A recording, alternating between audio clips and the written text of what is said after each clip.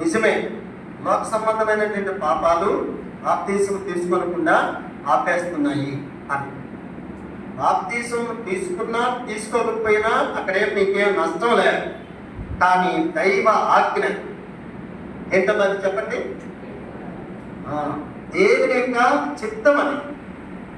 దేవునికి చిత్తమును నువ్వు నిరాకరిస్తున్నావు.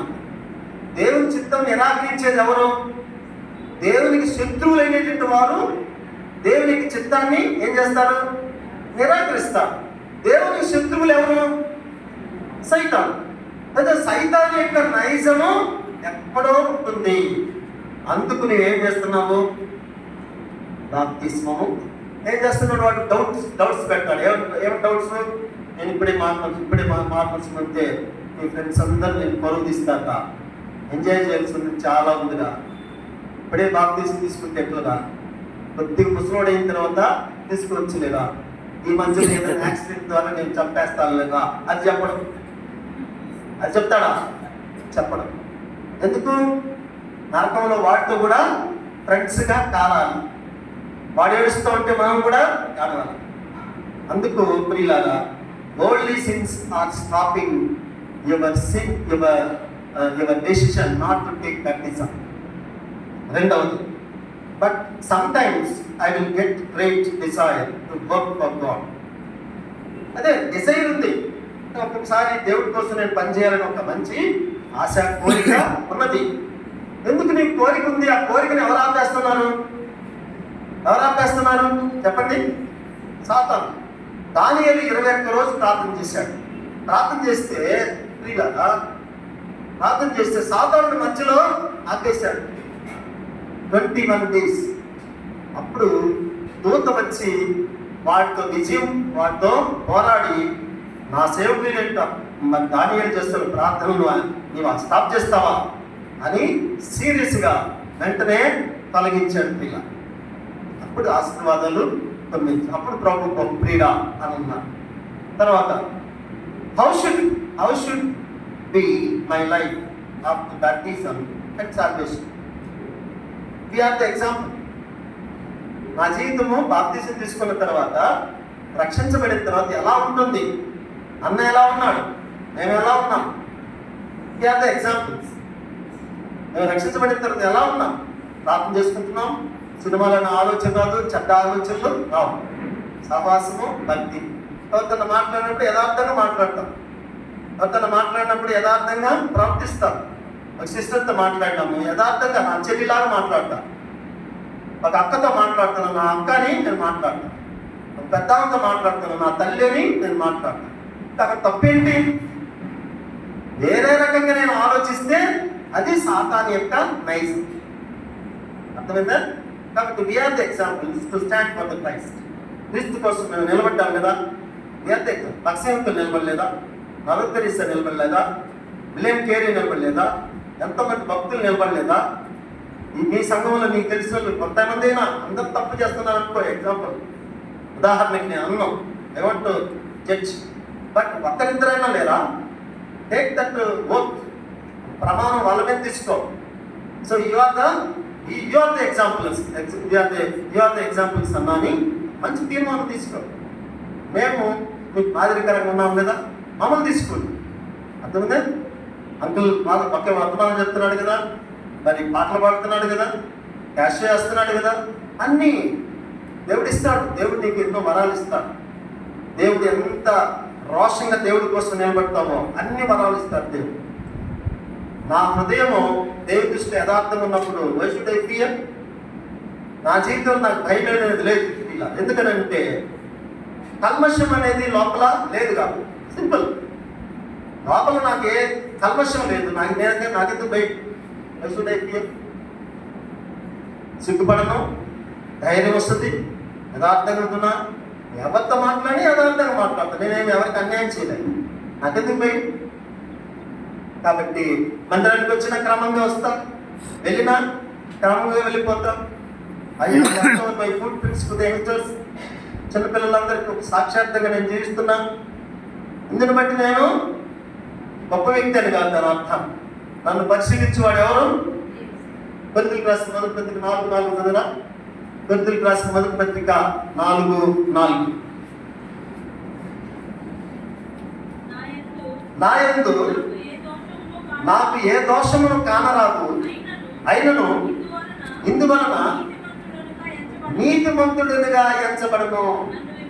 నన్ను విమర్శించువాడు, అందరు పలికండి, నా యందు నాకు ఏ దోషమును కానరాదు, దీనివలన నీతిమంతుడిగా తీర్చబడను. నన్ను విమర్శించువాడు దేవుడే. దాని అర్థం ఏంటి? పౌలే అంత మంచి భక్తుడు, 14 పత్రికలు రాసినటువంటి దైవజనుడు, నాలో ఏ దోషం కానరాదు రియల్గా చెప్పాడు. దీనిని బట్టి నేను నీతిమంతుడు కాదు, but everything is watched by God. ప్రతిదీ ఎవరు చూస్తున్నారు? దేవుడు చూస్తున్నారు. దేవుడి దృష్టిలో యథార్థంగా ఉన్నప్పుడు దావీదు పాపం ఒప్పుకున్నాడు. దేవా, నేను ఊరియాకు విరోధముగా, బత్షెబాకు విరోధముగా నేను పాపం చేసిన అనుకున్నా, నీకు కేవలం నీకే విరోధముగా నేను పాపం చేశాను. ఆ స్త్రీ చక్క పట్టుకున్నది ప్రియులారా, యోసేపుని చక్కబడదు, రా ఎవరొస్తుడా వరిస్తాం రా అని అన్నది. నా దేవుని దృష్టికి నేను ఇంత ఘోరమైనటువంటి పాపం చేసి మూట ఎట్లా కట్టుకుంటా నేను అని అన్నాడు. తప్పైన కుమారుడు తండ్రికి విరుద్ధంగా ప్రవర్తించి దూర దేశానికి వెళ్ళి ఆ పైన ఉన్నటువంటి దేవుడికి కన్నటువంటి నీకు విరోధంగా పాపం చేసిన నీ కుమారుడు కూడా నాకు కూలలో ఒక్కడిగా పెట్టుకో అని అన్నాడు. అది రోషం. తీర్మానం చేసావా ఎప్పుడైనా? బాబా, నీ దృష్టికి నేను యథార్థను. అందరు చేతులు పెట్టండి. యెహోవా, నా ఆశ్రయ దుర్గమా, నా విమోచకుడా, నా నోటి మాటలు, నా హృదయ ధ్యానం నీ దృష్టికి అంగీకారం అవుతుంది కాక. ఎవరి దృష్టికి? అన్న దృష్టికి కాదు, లేకపోతే తల్లి దృష్టికి కాదు, అక్కల దృష్టికి కాదు, కాలేజీలో ఉన్నటువంటి వాళ్ళ దృష్టికి కాదు. నా దేవుడు చూస్తున్నాడు. నా దేవుడి కోసం నేను రోషంగా జీవించాను. ఈ తీర్మానం ఉంటే నీలో ఒక కార్యం జరుగుతుంది ఇలా. అప్పుడు ప్రభు కోసం రోషంగా జీవించాలి. ఎవరైనా యవనస్తులైతే, యవనస్తులకి ఏమొస్తుంది?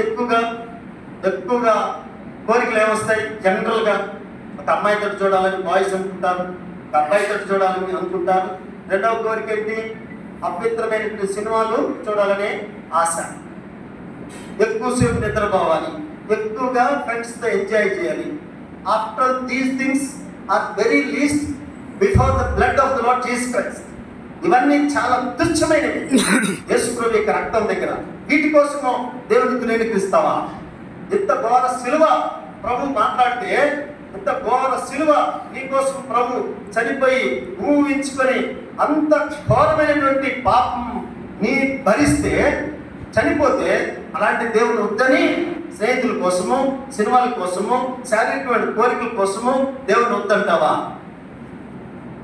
అందరికంటే దేవుని అనుగ్రహము మారు మనసు పొందుటకు నిన్ను ప్రేరేపించుతున్నదని ఎరుగక, దేవుని అనుగ్రహము, ఆయన అనుగ్రహ ఐశ్వర్యము నువ్వు తృణీకరిస్తావా? ఇక్కడ క్వశ్చన్ ఉంది. తృణీకరిస్తావా? Are you despised? Are you hesitated? Are you rejected? కొన్ని ట్రాన్స్లేషన్లో తృణీకరిస్తావా అంటే జాగ్రత్త అంటారా. ఇంత సమర్పించుకొని ఈ బైబిల్ కోసం ఎంతమంది చనిపోయారు తెలుసండి? ఎవరైనా చెప్పగలరా? అమ్మా, ఈ బైబిల్ కోసం ఎంతమంది చనిపోయారు తెలుసా? 2557 మంది చనిపోయినారు. ఎంతమంది చనిపోయారండి ఈ బైబిల్ కోసం? 2550. మనం ఎక్కడ పెడతాం దీన్ని? తీసుకెళ్ళి పడేసి మళ్ళా ఆదివారము అని దులుపుకొని వస్తాం. This is the condition of Christians today. బాధతో చెప్తున్నాను ప్రియులకు, వేదంతో చెప్తున్నాను. దీని యొక్క విలువ తెలియదు ప్రియ. ఏమనుకోవద్దు. పెద్దలు అన్నారు, కుక్కలకి టెంకాయ అప్పుతుందండి. ఏమన్నాడండి? కుక్క దగ్గర టెంకాయ వేస్తే దాని లోపల కొబ్బరి ఉందని తెలియదు, తెల్లగా ఉందని తెలియదు, నీళ్ళు ఉందని తెలియదు. అందుకని బైబిల్లో ఉన్న విలువ చదువుతూ ఉంటే తేనె లాంటి సత్యం ఇలా. అందుకని దేవుని యొక్క ప్రేమను మనం తెలుసుకుని ప్రభు కోసం రోషంగా జీవించుకున్నాం. దేవుడి మాటలు జీవించుకున్నాం. ఎవరన్నా సిగ్గులు ఇస్తారన్నా? టీ నాయనా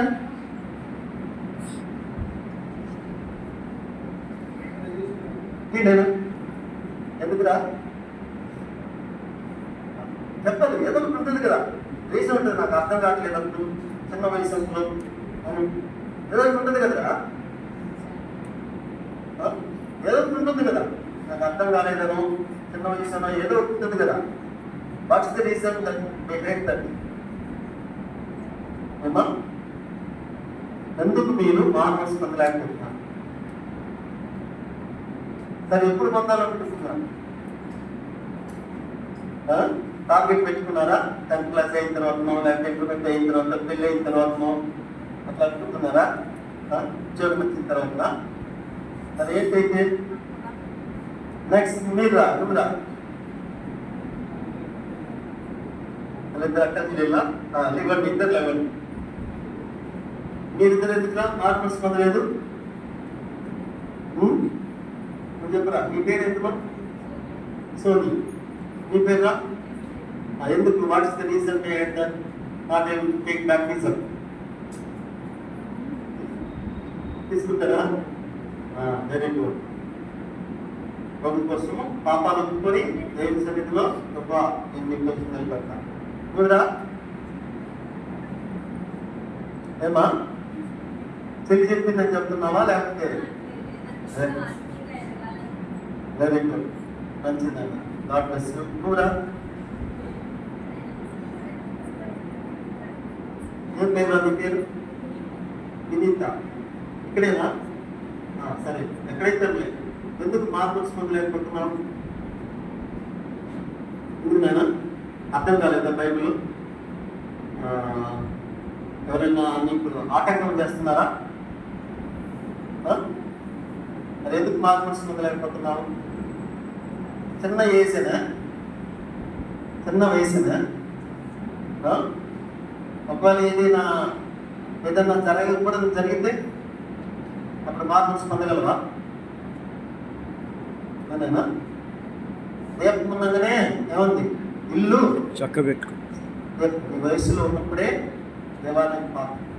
రెండవది ఏంటంటే మీరు ఎందుకు మార్పులు పొందలేకపోతున్నారు? యేసు ప్రభు యొక్క ప్రేమ మీకు అర్థం కాదు. నువ్వురా నీ పేరే ఏదో మార్పులు పొందేవా? మరి ఏంటి, ఎందుకు పొందలేదు చెప్తున్నానా? నాకు అర్థం కాలేదు అనుకులా? బైబిల్ అర్థం కాలేదా? ఇప్పుడైనా అర్థమైందా? వర్తమానం నేను చెప్పిన వర్తమానం అర్థమైందా? కొద్దిగైనా మీకు అందరికి అర్థమైందా? ఇంకెవరు మార్పు పొందండి? బాయ్స్ బాయ్స్ చిన్నపిల్లలు కాదు, కొద్దిగా స్టాండర్డ్. చెప్తాను చెప్పమ్మా, చెప్తాను. ఏదో డౌట్ ఉంటుంది కదా. ఏం పేరు నీ పేరు? శివ. శివ చెప్తాను. ఎందుకు వాటిని ఎంజాయ్ దొరికితే ఇంకా ఏమన్నా చిన్న వయసులో రక్షించబెట్టి నిలబడలేకపోతాను అందుకనే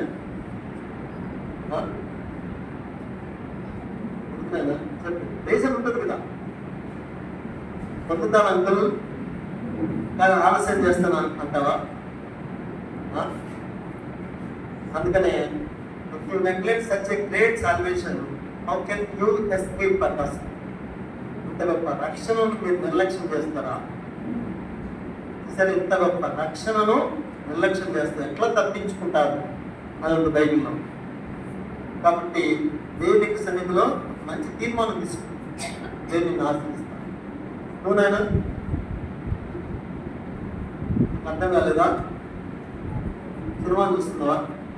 మరి జాబ్ వచ్చిన తర్వాత జాబ్ రాలేదనుకోండి 10 సంవత్సరాల దాకా, 10 సంవత్సరాలు వెయిట్ చేస్తావా? Again you say I will get job. చెప్తాను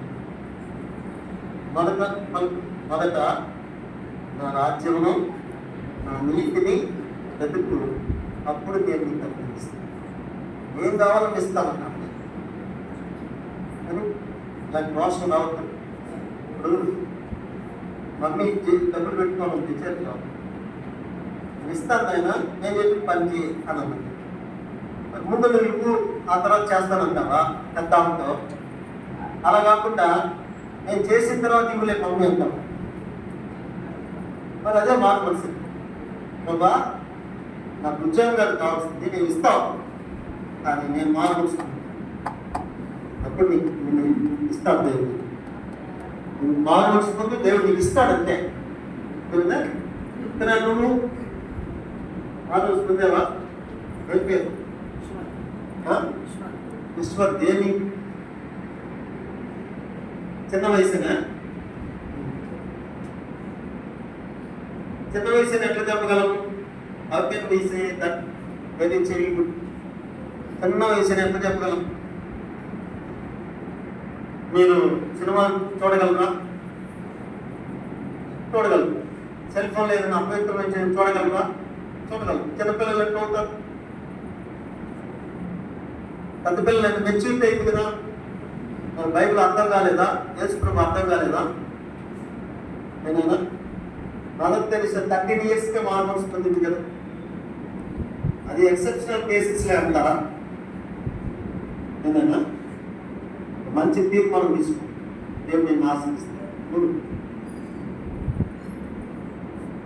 రీజన్ చెప్పు. రీజన్ ఉంటుంది కదా. అలా రీజన్ అంకుల్ నేను మార్మల్స్ పొందలేకపోతున్నాను చెప్పు. రీజన్ ఏంటి? సిగ్గేస్తుందా కదా? అందుకని ఏమన్నా ఇంతకు చెప్పాను కదా, వ్యభిచారము పాపం ఈ తరంలో అందు గురించి సిగ్గుపడతారా అని రాస్తుంది. సిగ్గుపడకూడదు. దేవుడి కోసము నిలబడాలి. దేవుడు మిమ్మల్ని ఆస్వాదిస్తాడు. మీరందరూ ఏం చేయాలంటే మోకాళ్ళ మీద బైబిల్ చదవాలి. ఆ పని చేస్తారా? చేస్తామన్నా చేతులు ఎత్తండి. దిక్కులు చూస్తున్నారే. మీరు బైబిల్ చదవటం లేదని నాకు అర్థమవుతాం.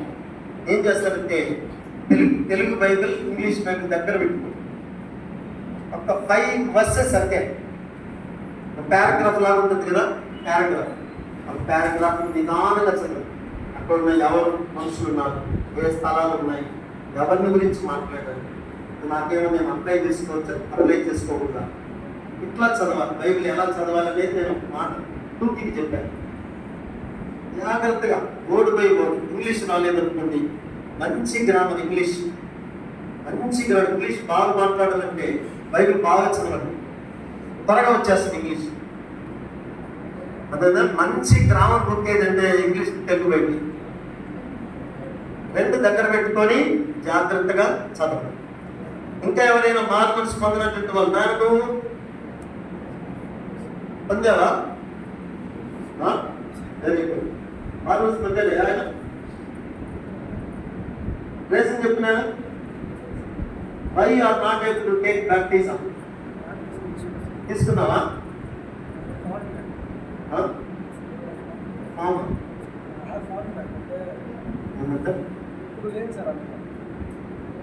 ఏదంటుందా? జార్జ్ కదా ఏం చెప్పింది? దేవుడు దగ్గర చెప్పు, ధైర్యం చెప్పు.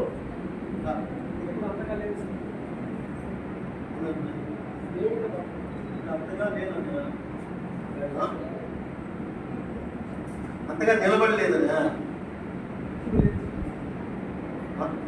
ఇప్పుడు ఇప్పుడు లేవా? బాప్టిజం తీసుకున్న తర్వాత లేవంటున్నావా? నిలబడలేదు అంటున్నావా? ఏందంటున్నా? ఏదో పెద్ద చెప్పి ఇప్పట్లేదు, వాయిస్ రేస్ ఉంటుంది. ధైర్యంగా చెప్పు.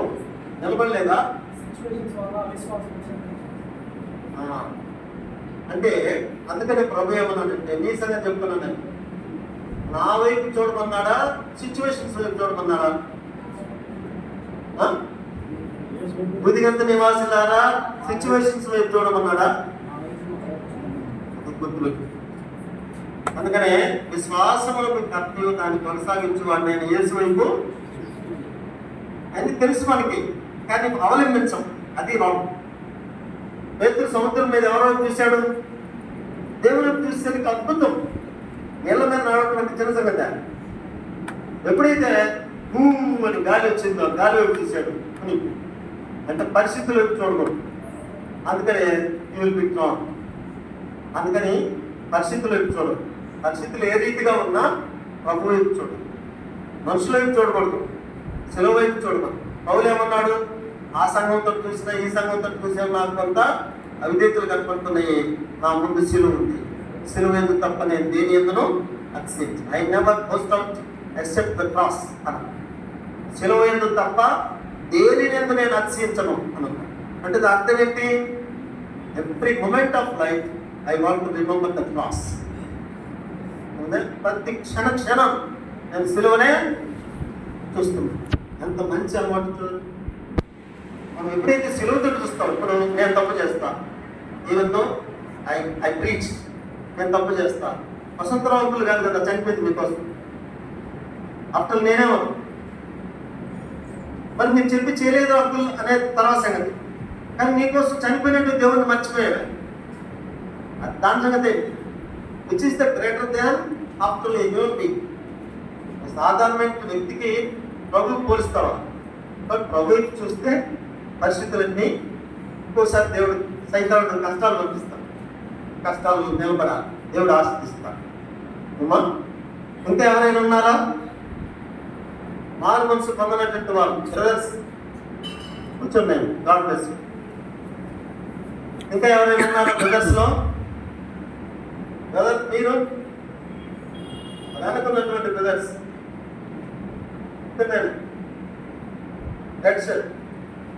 నీవే ఎందుకు నాయనా బైబిల్ అర్థం కాలేదా?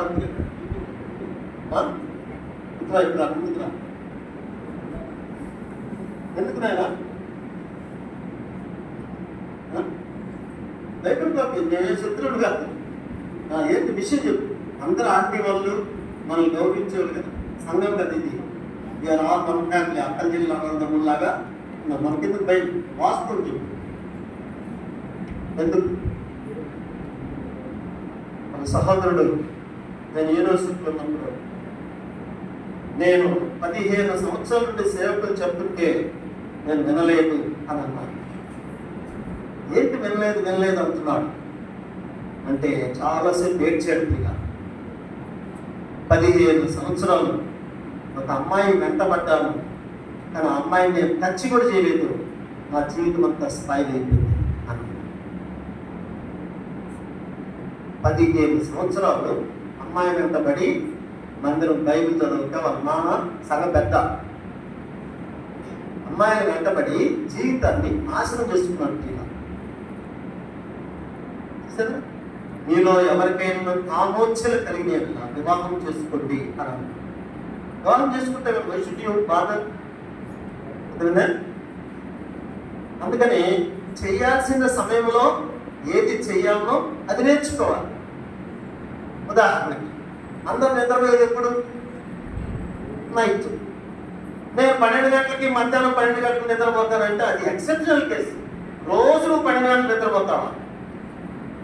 చేయాల్సిన టైం ఎప్పుడు నిద్రపోవాలి? బయట నిద్రపోవాలి. అట్లా కాకుండా అతీతంగా కాలానికి అతీతంగా నిద్రపోతే విడుదల వెలుగురా అని అనుకుంటారు, జీవితం డిసార్డర్లో వెళ్తాం. కాబట్టి జీవితంలో ఎప్పుడైనా నేను డ్రాబ్యాక్ చేసే పొరపాట్లు ఉంటాయి, ఒక్కటే ఉంటుంది. డ్రాబ్యాక్ నేను వెంటనే ఒప్పుకొని ఏం చదవలేదు పాటినయ్యా నేను చిన్నచ్చు అని అంటే అద్భుతంగా దేవుడు ఆశిస్తూ చెప్పాను. నేను ఒక ఎగ్జాంపుల్ చెప్పి నేను క్లోజ్ చేస్తాను. బిల్లీ గ్రాహం గారు ఉన్నారు కదమ్మా, ఎంతమంది ఉన్నారు బిల్లీ గ్రాహం గారి గురించి? ఎవరైనా చూసారా బిల్లీ గ్రాహం గారి గురించి? హైదరాబాద్లో ఒక్కసారి మీటింగ్ జరిగింది, నేను చూశాను. చూసినప్పుడు ఆ రోజు కాదు కానీ ఆయన టెస్ట్ మని నేను చదివినప్పుడు ప్రియులాగా ఆయన బేస్బాల్ అంటే చాలా ఇష్టమైంది. బేస్బాల్ అంత చక్కగా ఆడుతుందని, హైట్ వెయిట్ బాగున్నాడని, ముఖం బాగుందని ఒక అమ్మాయి అతన్ని ప్రేమించింది. ప్రియుల ఒక ఆయన సువార్త చెప్పాడు, ధృవీకరించాడు. నైట్ టైం ప్రభు కనపడ్డాడు సిలువ. కనబడ్డారు. The blood is oozing from the wood. చెక్కలో నుండి రక్తము కారుతా ఉంది మీద, చెక్కలో నుండి. మరి చెక్కలో నుండి ఎందుకు రక్తం రాట? మనిషి లేడు, చెక్కలో నుండి ఏంటి రక్తం రాదు? Blood is oozing from the wood. I am the Lord of Lords, King of Kings. I am the Christ Jesus. Believe me, I will use you as a weapon to change entire world అని ప్రభు చెప్పాడు. ఏం చెప్పాడంటే, నేను యేసు ప్రభుని, నన్ను నమ్ముకో, నేను ప్రపంచమంతా వాడుకుంటా అని అన్నాడు. ప్రభు ఆ పని చేయలేను అని అన్నాడు. దేవనస్తు చెప్తున్నాను కదా, ఏ పనైనా చేస్తాను కానీ నువ్వంటే నాకు గౌరవము, కానీ ఐ నెవర్ రిసీవ్ యూ. నేను నీ సేవ చేయలేను, నేను ఆహ్వానించలేను అని అన్నాడు. మరి ఏంటి అని అంటే, బికాస్ ఆఫ్ వన్ గర్ల్ అని అన్నాడు. ఒక అమ్మాయి నన్ను ప్రేమిస్తుంది, ఆ ప్రేమ నేను మర్చిపోలేను అని అన్నాడు. సరే, ఆ ప్రేమను నేను మర్చిపోలేను అని అన్నాడు. అప్పుడు నెక్స్ట్ డే ప్రభు చేతుల్లో చీరలు, తలపై ములకిరీటం, ముఖం మొత్తము, ఆ సీన్ మొత్తం ఒక్కసారి తనలో దర్శనం చూపించాడు. నేను కావాలా, అమ్మాయి కావాలా అని అడిగాడు అప్పుడు ప్రభు. అప్పుడు రక్తం వెలిగిస్తున్నటువంటి ప్రభు, నీవే అంత కష్టమైన ఆ అమ్మాయి నేను ఈ దినం నుండి మర్చిపోతున్నాను. తీర్మానం తీసుకున్న ద్వారా ప్రియులారా 84 కోట్ల మందికి సువార్త చెప్పాడు. ప్రియులారా, ఎంతమందికి? 84 కోట్ల మందికి సువార్త చెప్పాడు. 84 లక్షల మంది మానవులుస్తున్నారు. ఈ ఆత్మలన్నీ ఒక సైడు, ఆ అమ్మాయి ఒక సైడు. ఎవరు దిగుతారండి? ఆత్మలు దిగుతాయి. ఆ అమ్మాయితో కానీ పోయింటే తన జీవితం పాడైపోయి ఈరోజు పెళ్లికి రామన్న మాట ప్రపంచంలో వినపడింది కాదు. సరే, ఒక్క వ్యక్తి యొక్క సమర్పణ ద్వారా ఎంత మందికి మేలు పొందినారు. ఆయన వేసిన కారణం ఏంటంటే, సైతానుడు ఈ అమ్మాయిని నీ భరించి స్వార్థ చేయొద్దు, కాబట్టి నా మాట వినవు, దేవుడి మాట వినొద్దు అన్నట్లుగా సాతానుడు ఆ వ్యక్తిని శోధించాడు. ప్రియులారా, ఆ శోధనలో దేవుడి కోసం నిలబడ్డాడు. యవనస్తులారా, ఇలాంటి శోధనలు మేము వెంటాడొచ్చు. మీరు అలాంటి పనులు చేస్తున్నారని నేను అంటున్నా, but that sort of mentality would be chasing you. కాబట్టి అలాంటి మెంటాలిటీ నిన్ను మరి వెంటాడుతూ ఉంటుంది. దేవుడి సేవలకు మంచి దీపాన్ని తీసుకోం, దేవుడి దీవిస్తాం. దేవుడి మాటలను దీవించుగాక, మిమ్మల్ని కనపరచుగాక.